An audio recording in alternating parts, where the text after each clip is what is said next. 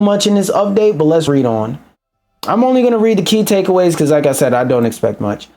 Super Smash Bros. Ultimate version 13.0.3 fixed an issue with the GSP ranking system. Ooh, I definitely want to read about that. That's what I saw that made me put this article. I definitely want to read about that because, like, I saw this part by accident. Okay, yeah. I want to read about that. No changes have been made to character balance in the latest Smash update. Like I said, I didn't expect any. Nintendo warns that replays from 9.0 to 13.2 may have compatibility issues. Why? You're not making any balance changes? The fuck?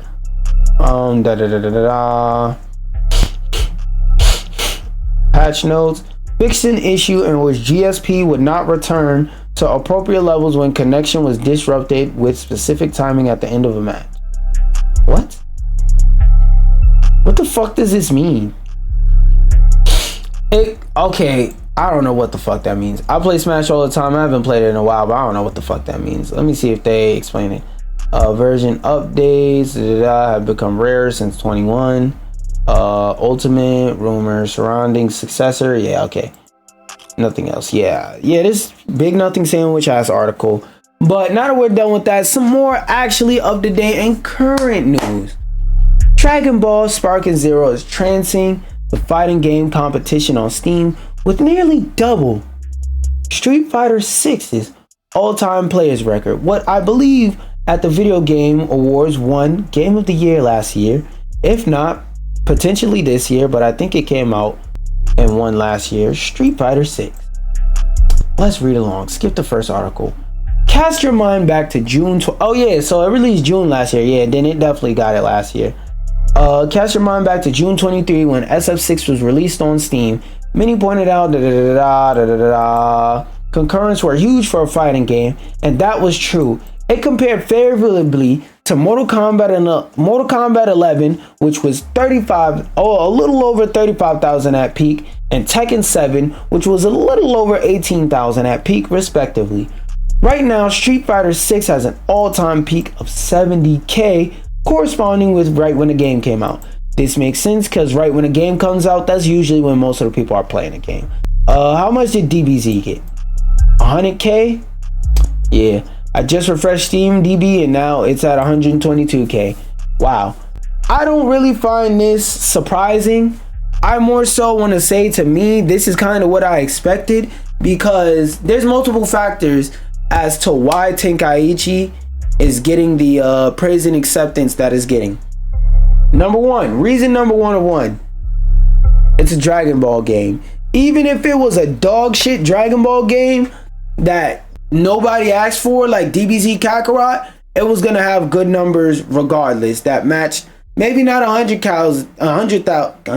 What the fuck is well, I mean, when we do say 100,000, we do say 100k. So maybe it would not did 100,000. Maybe it would have did like 20-30,000 like these other games, MK11 and Tekken 7. But like, yeah, the Dragon Ball IP is powerful. Like those memes about Mexicans in Dragon Ball, about how the cartel crime rate go down. Like, yeah, it's been memeified, but that's a real true stat. Like, niggas didn't make that up just for a joke. That's a real true stat. Or even the fact that like Dragon Ball, there's people like, there's an old I don't know what to call it, meme joke. There's an old canon event for everybody who's an anime watcher that is like of color. They'll be called weird for watching something like regular show and be called a little kid and immature for watching regular show, and then you turn around and see the same person that called you an immature bitch for watching regular show, watching Dragon Ball, and you gotta look at them like, cartoons are for kids, but you're watching Dragon Ball. Now I know Dragon Ball is an anime, but it's the same fucking thing. It's animated. So like, how you gonna call me weird for watching shit that's animated just for me to see you watching shit that's animated? So, you know, everybody loves Dragon Ball. Even people who don't like cartoons love and watch Dragon Ball. Second reason why this makes sense and why I knew this was going to be inevitable. Not only is the Dragon Ball IP very strong, Budokai Tenkaichi last entry was 2004. Let me see. When did DB, because I don't know how to spell that shit, come out? When did it tell everybody it was gay? November 16th, 2004. So that's 2004 to 14, 14 to 24. So this game is literally, it's been out, well, actually, has it? No, it hasn't been exactly 20 years, but it's been a little low, 19 years, a little under 20 years, same shit. It's been about 20 years since the last entry in this franchise came out. And this was a very beloved franchise, especially in the anime gaming community, because they basically get 2 games, one of them being Naruto, Ninja Storm, reskins with different fucking anime, and then every once in a while they get an action adventure anime game that fucking sucks balls. Same fucking game over and over. And people who enjoy anime and gaming, we get the same fucking game over and over. So to see something like Budokai Tenkaichi, a game that hasn't come out in literally 2 decades, most of my life, the last time this game came out, nigga, I was 3. Okay, I was 3. I am a fully grown adult now. Just to give y'all an idea of how long it's been since the last entry in this franchise released. But not only are those first 2 factors like amazing like reasons why this game was gonna do good regardless, the third reason, it's actually a good fucking game. I've seen reports and reviews from people and like first impressions from people that just started playing Sparking Zero, and excuse me, I've heard a lot of people say that in this game you really got to learn how to play the game. It's not like Negro Storm where all you do is you press circle and then you go ooga booga and you smack the controller against your forehead and the character does a million, billion, quintillion flashy ass moves. You actually have to think when you play this game, unless you pick an Ultra Instinct character and you just side to side, but that's a whole nother thing. Yeah, and like there's probably some other stuff that I'm missing, but like in short, that's why I think this game was just destined to do good regardless of what happened. But moving on from a game that was going to do good regardless to a game that was gonna do good as long as it was good. But BioWare, they're on the clock. The last 2 things BioWare dropped were fucking duds. Anthem and what did they drop after Anthem? That was a dud. BioWare, yeah, let me see their games. They dropped something after Anthem that fucking flop. Or was it Anthem and Andromeda? Oh, Andromeda. That's what I think it was. No. Match Effect.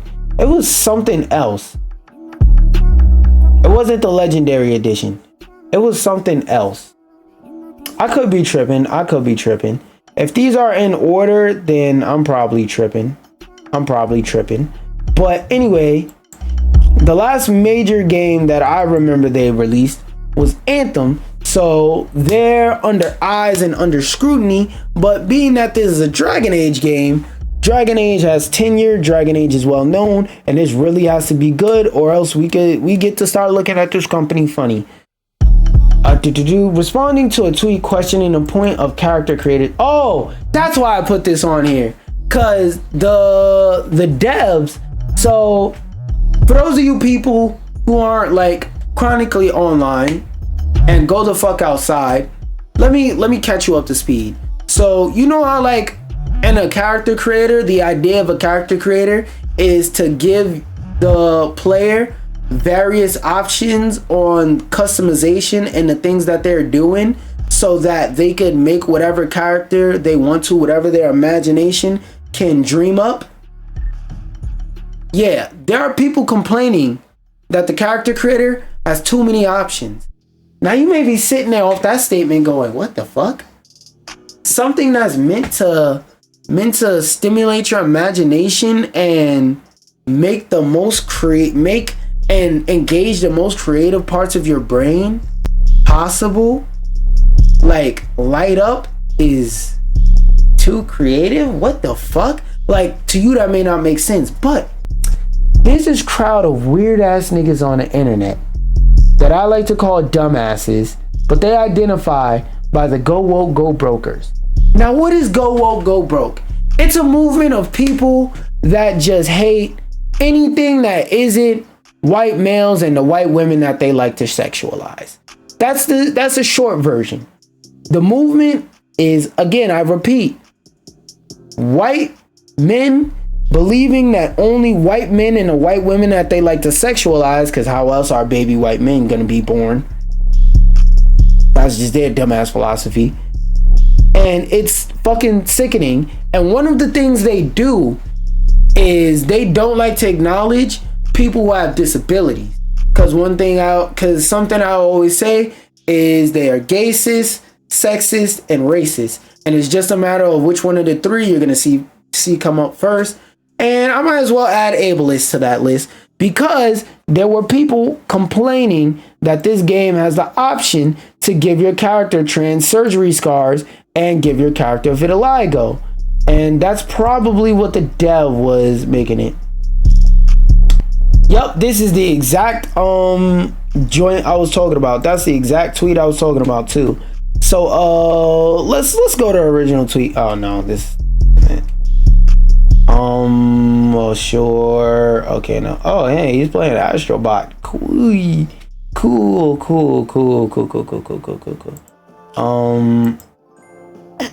Oh, all I had to do was click the actual tweet. My dumb ass.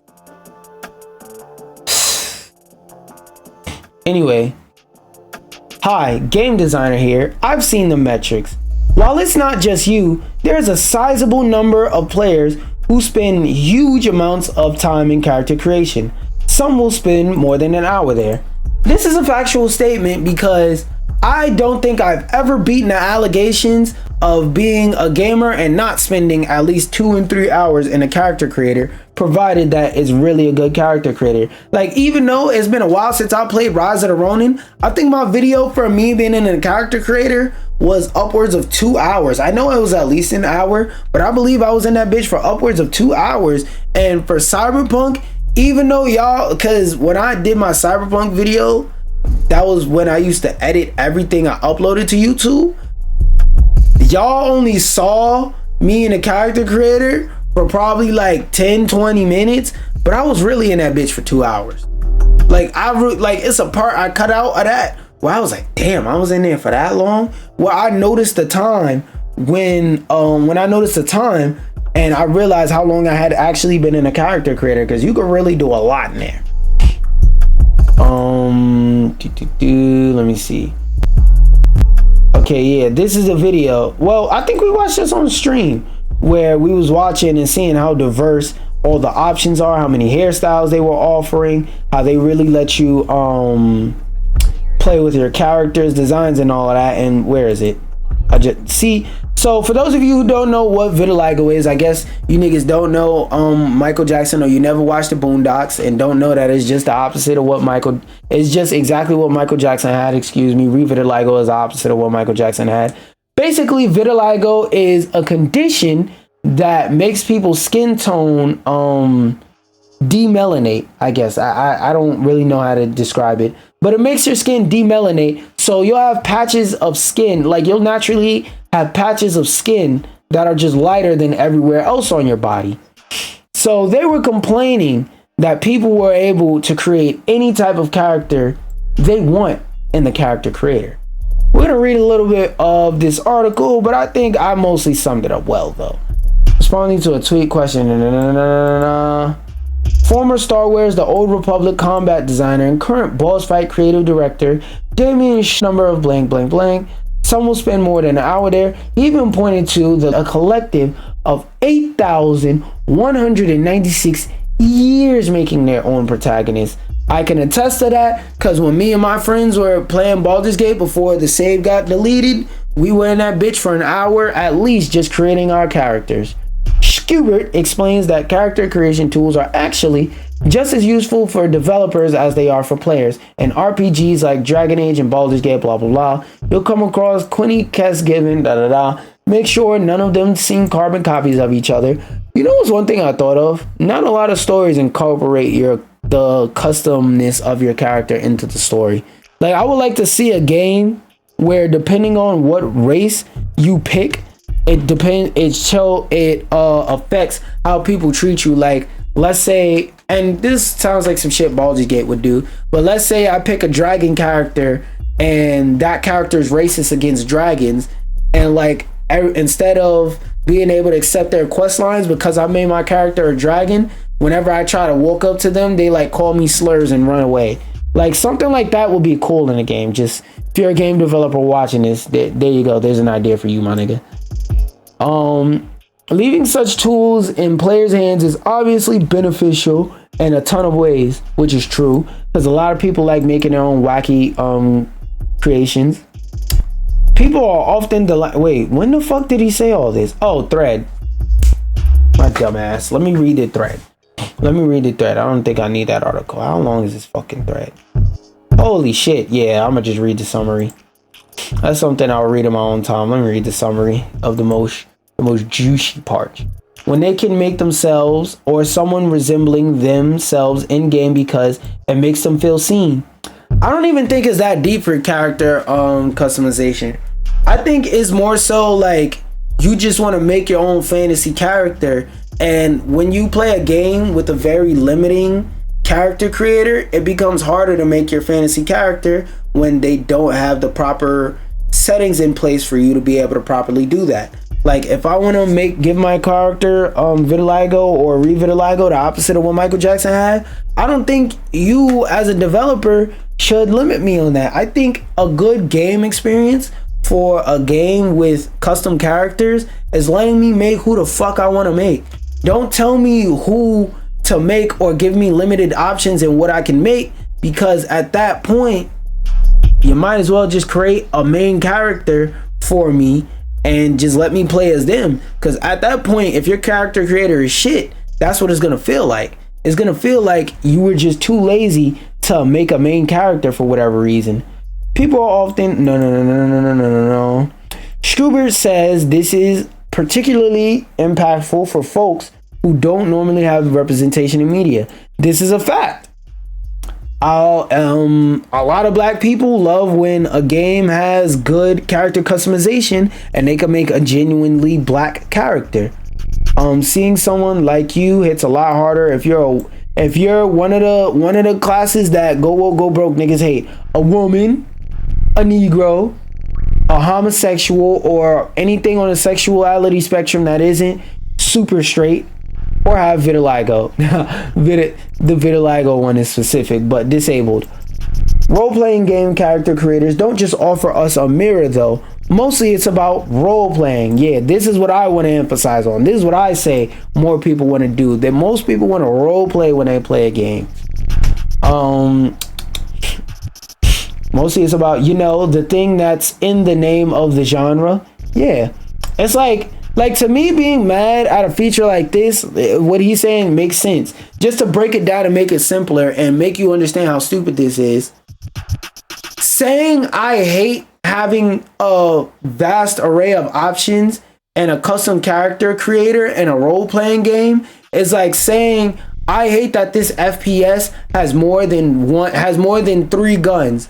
Just give me a rifle, a shotgun, and a handgun, and I'll be all right. It's like, well, what about people who want to use snipers? What about people who want to use heavy guns? What about people who want to use one-shot guns? Like, for example, a one-shot rifle. What about people who don't just want to use a standard AK-47? What about people who want to use like a legitimate AR type assault rifle? What about people who want to use shotguns but they don't want to use a tactical shotgun? What if they want to use a sawed-off? So it just goes to show how dumb these fucking type of arguments be. Because it's like, yo, why would you, like, this is a main feature of this type of game. If you don't like it, don't play it. But that's the thing that a lot of people are starting to realize. A lot of these motherfuckers don't play games. They just use it as the most recent updated vehicle for their racism. They don't give a fuck about games or gaming. So my advice, whenever you see shit like that, is to always go to that person's page, hit block, keep scrolling, and enjoy peace for the rest of your day and the rest of your scrolling time. People want to create a character and decide how that character would react to situations the game throws at it. Part of the fun is choosing a character you think is interesting. Yes, that is one thing I always say. Having said that, Stubert acknowledges that some people will want to jump into the game as soon as possible, start to recognize. Yeah, that's why there's always preset. Oh yeah, he said that, which that is where presets come in. How many of you stuck with the default Fem Shep, for example? I don't know about Fem Shep specifically, but yeah, that's a fact. You don't want you don't want to create a character, just hit preset. But like I said, none of this conversation matters to those people because they're just gonna try and circumvent my points with a dumbass point. So for the people who have common sense, or for the people who haven't done any research into these topics and they're just seeing my videos, coming across it by accident or whatnot, shit is stupid. Shit is just stupid. But I want to talk about something that's not stupid. A Lego Fortnite gaming PC with an NVIDIA 4080 Super. Ooh. I want to see if this is just a build or is it like an actual functioning computer? Oh, it's an actual functioning computer. They just use Legos as a case. How does that affect cooling though? Isn't there supposed to be space under your GPU as well? I could be mistaken on that, so correct me if I'm wrong, but yeah, that looks like a fucking fire hazard waiting to happen. And then all your PC parts are just exposed to the environment. Yeah, this is a for show build. It looks cool though. This is like you know how in fashion shows, the outfits that you see in the fashion shows, most of them aren't meant to ever go to market. They're just concept pieces. They're showing off to other fashionistas and saying, look at this cool or funny thing that I thought up and made. That's what this is. This is not, I don't think this is meant to be actually used. Like, it's probably usable. You could probably boot up a game or two on it, but I don't think it's meant to actually be used. Ew. Federal informant ass computer. Don't do no crimes around this computer. This bitch got intel and is giving it up. Oh, nah. The fuck happened? Oh, well, I guess that tweet is gone. Water before I talk.